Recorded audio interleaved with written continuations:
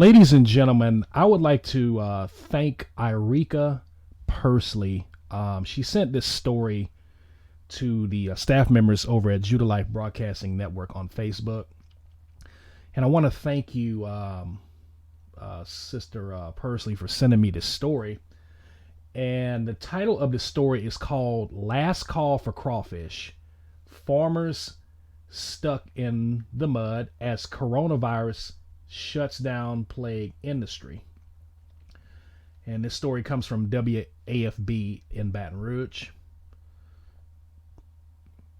Mother's Day weekend is usually one of the most profitable times for Joseph Kent. Normally, he and his farm hands would not be able to keep up with the demand. Sacks would go just as fast as they could be filled. After the push for Mother's Day, we're going to look at putting the rice crop in and backing up and starting over next year, Kent said. Hope for better. The stay-at-home orders, which have caused many restaurants to shut down and have prevented large groups from gathering, have choked the life out of the market. It took 70% of our market away, Kent said. We're fishing 30% of acreage and still having trouble moving them.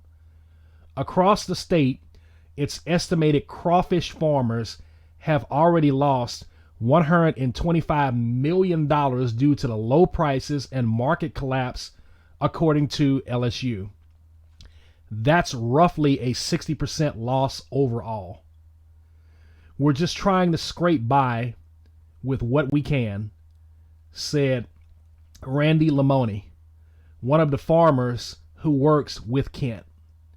Industry leaders have rung the alarm bells, but while crawfish is important in Louisiana, it does not move the needle as much in Washington, D.C. as other agricultural commodities such as beef and cotton. The Louisiana Congressional Congregation has signed onto a letter to Agricultural Secretary Sonny Perdue asking for assistance in softening the blow to these farmers. However, none has been provided yet. You know, we've got families to feed and guys need work to make hours, and it's been all over the place and very unpredictable, Kent said.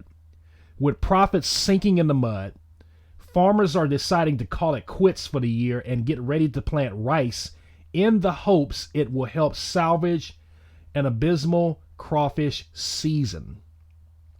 We went to the third week of June last year, Lemoyne said.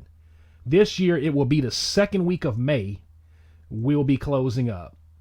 Many crawfish farmers in the state share Kent's sentiments. Mother's Day weekend is likely the last call for crawfish in Louisiana. All right, I believe I have a video here. And let's get that playing.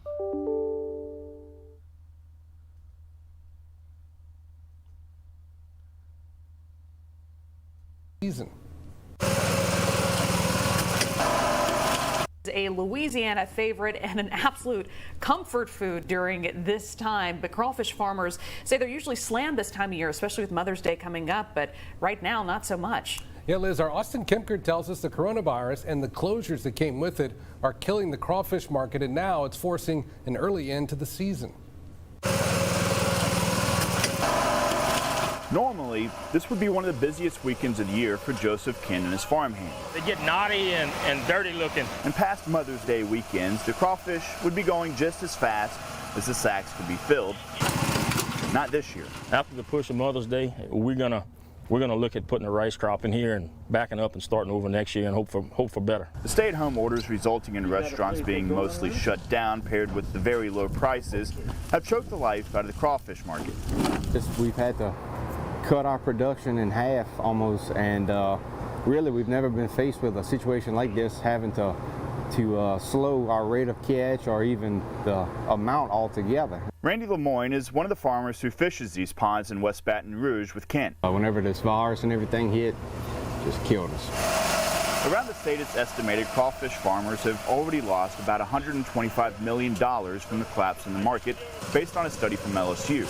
That's about a 60% loss. It's usually wide open, and now we're just trying to skirt by where we can. Industry leaders are ringing the alarm for help, but the problem is crawfish, while important to Louisiana, is a niche product and doesn't get the attention from policymakers in D.C. like other ag products.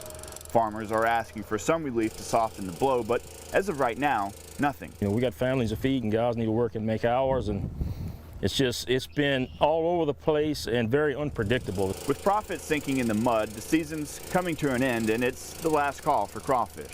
We went until the third week of June last year, and this year it'll be the second week of May. We'll be closing up. Farmers like Lemoyne and Kent hope this year's rice crop will salvage an abysmal crawfish season and keep their workers paid.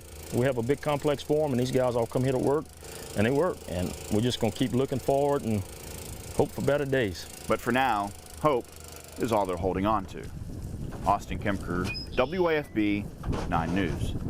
Austin, thank you. Now, there will, of course, be some farmers still selling after this weekend, but as far as crawfish being readily available, we're told by many, those